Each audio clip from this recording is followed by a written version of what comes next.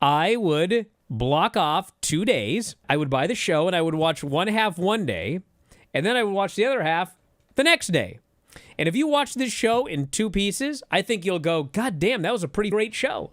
But if you sit down and you decide I'm going to watch the whole thing in one sitting, you're going to feel the exact same way that we did. Tell them that they're paid by a con. This show was long. Tony Khan is just a diehard. You could run an 11-hour show, and he's going to be as into it at the end as he was at the beginning. That's how the guy is. But I'm telling you now, Tony, everyone isn't like you. It's too long. So please, can we run shorter shows? And it's not like it's their biggest show of the year. No, this it's was not a B all show. in. It's not Double or Nothing. Yes. There was a pay-per-view a month ago. There's going to be another month. This is just one of them. It opened with a great fucking wrestling match. Will Ospreay versus Kevin Knight in the Owen Hart Tournament first round match. These guys are so good. Even when they fucked shit up, it was spectacular. There was actually a spot where she fucked something up. She tried to springboard and slipped on the ropes, and the crowd got on her, and she just ate it up. And she looked at them all, and she let them boo. Oh, yeah. And then she did her stupid fucking dance, and they got even more angry. Yes. And it was like, that's the way you do it. If Not like Charlotte did, where she just gave up and said, you know what, fuck it, you can have the last word, which was a lie, by the way. Dex pulls an Adam Copeland and pile drives him right on that surgically repaired neck. This was incredible in execution. You knew what they were going to do, but they did a fantastic job doing it. Megan Bayne versus Toni Storm. I thought this match way over-delivered. I thought this was an excellent match. I thought Megan Bayne showed way more personality and character and charisma than ever before. Kyle Fletcher versus Mark Briscoe. Jesus Christ. These guys are incapable of having a bad match with anyone, and they're especially incapable of having a bad match with each other. Bandito goes for his 1-minute delayed suplex. Jericho, the oldest guy in the show. Jericho has had some serious health issues in the past. Staying upside down for this long was an absolute battle for this man. I was not certain he was going to make it. When they did the finish, and then the fans figured out that they were going to restart the match, you could hear there were some boos because I think some people were upset that they weren't getting an unmasking. Adam Cole versus Daniel Garcia. I'm sorry, Brian. I thought this was the weakest match in the show. But it wasn't. If you would have watched the whole show with no sound... This match I did watch with no sound. No one made any sound. Stop. Boy, if this was not just this whole show in a microcosm. Because there was awesome, incredible, breathtaking, memorable stuff in this match. But goddamn if it didn't go 50% longer than it needed to. 30-plus minutes would have been much better around 20. It felt like it hit a peak, and then went too long. Hit another peak, went too long. Hit another peak, went too long. Hit another peak, went too long. Ended. Main event. Thank God. Swerve Strickland versus Jon Moxley. I don't know if it's because I got a lot in common with old Jon Moxley. I am in love with the fact that Jon Moxley knows that we are 4 hours and 50 minutes into this fucking show, and everybody's tired, and they're all ready to go home. But in his mind, it's like, too fucking bad. I didn't time out this show. I'm not the one who had it go 5 hours and 20 minutes. It's the main event. It is for the world title.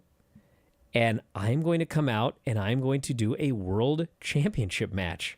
And then the lights go out. I legitimately thought they'd hit curfew, and the city of Philadelphia just pulled the plug. But no, the lights come back on. The Young Bucks in the ring. This place went fucking crazy. And they hit the BTE trigger. Jon Moxley gets the pin in the main event 21 minutes after midnight after literally 11 people interfered. Fans were furious at this finish. We all want to wish happy birthday to Craig. It's Craig's birthday today. Hey! Happy yes, birthday, Craig. April 8th. Happy birthday, Craig. Happy 60th birthday.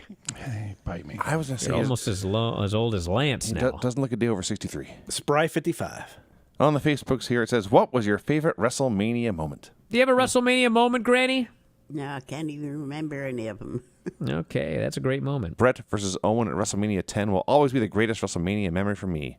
As a 14-year-old, he watched the match via my trusty VHS copy at least once a week for about a year. That's actually a good one, too, for one of these days. What match have you watched more times than any other match? Brian Alvarez versus Marco Stunt. God, I think Sean that's just the one I have. I think Sean just learned that match happened. I watched a show over WrestleMania weekend. I remember I turned to Dave and I said, I must wrestle that guy. And it was made possible.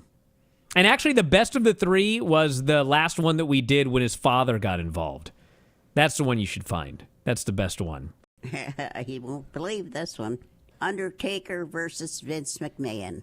Undertaker goes out and gets a shovel and comes back in and hits Vince in the face with it. That sounds fun. I Go give ahead, that Grady. a 9. A 9? A 9. Undertaker was Fine. buried alive, and you give it a 9. Yeah, that must have been with was- Vince McMahon, by the way. Yeah.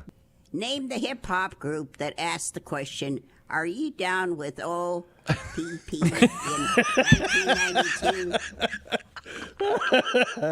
Granny, I will pay you $100 to read that again, please. Yeah, can you read more? Name the hip-hop group that asked the question, are you down with P period, P period in 1992? You somehow made it better.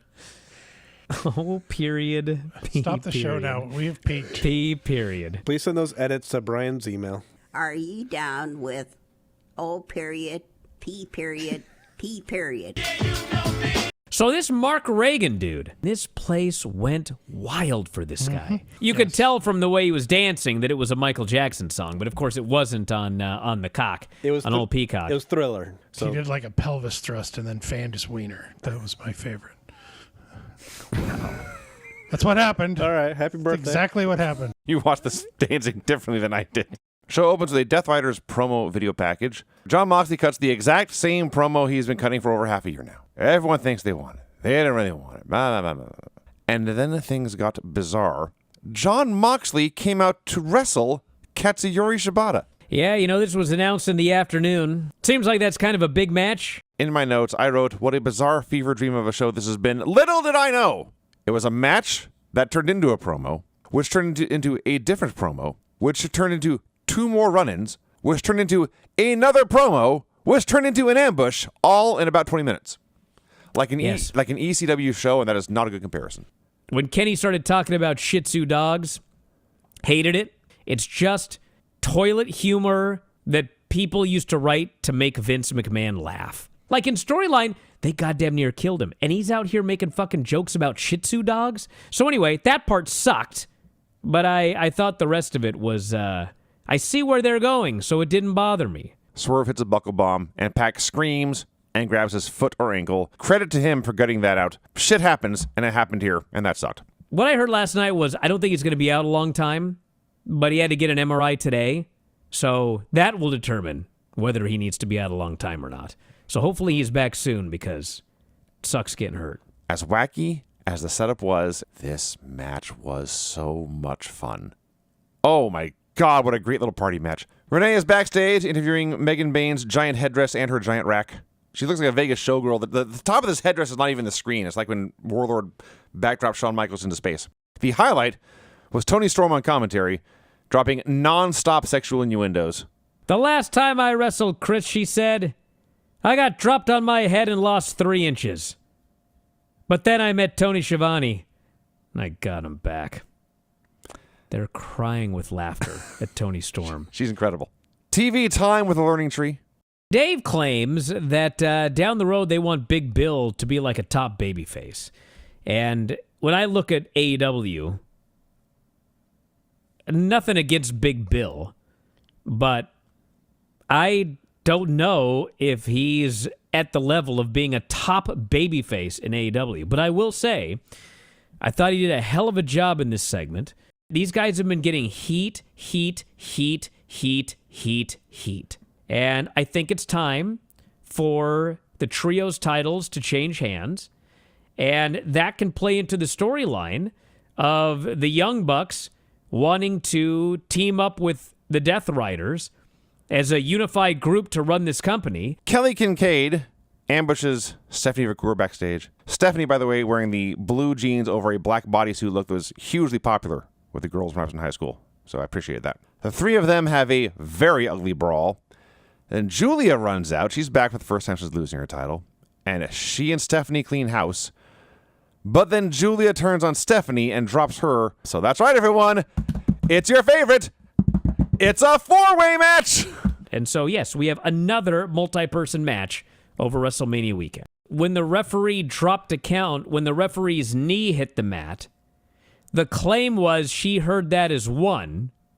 And then the ref counted 1, 2, which she heard as 2, 3, and she rolled off. That's what they claim. I don't care what sounds she heard. The referee was going 1, 2, and she kicked out at 2. Yeah. Well, she released it too. Yeah, why the fuck aren't you listening to the referee counting verbally words? You know what I'm saying? Just wait for the ref to count 3, call for the bell, and raise your hand. He glances at the screen, and as the grizzled veteran of the crew, proving he actually does watch the product, yes, he looks at the screen and just says, "You're moving too fast." Death fell upon me. Yes. He's not wrong. That's exactly right. Doesn't matter which match he's watching, by the way. They're all moving too fast. This tag team gives them this advice, and then they go try and do it, and then this team gives them this advice, and they go try and do it, but they keep failing. And then finally, they meet the current WWE SmackDown Tag Team Champions of the World, who after watching them for 2 weeks, tell them, you need to be Hank and Tank. That's the story. Son of a bitch. They're doing this match, and it's a fucking train wreck. It's just fucking wild and out of control. They grab him, and, like, the 2 green guys fucking hoist him up in the air like a giant press slam. And they're tall dudes, so he's legit probably 7 fucking feet in the air. That's no joke. They fucking press slam him up, and then Saquon leaps off the top to catch him in a sit-out powerbomb. Holy fucking shit. Like, how is Javon not dead? And then they pin the fucking guy 10 days before Stand and Deliver. You had these 3 guys, 2 of whom are greener than grass, beat Javon, Trick, and Obafemi, the main eventers?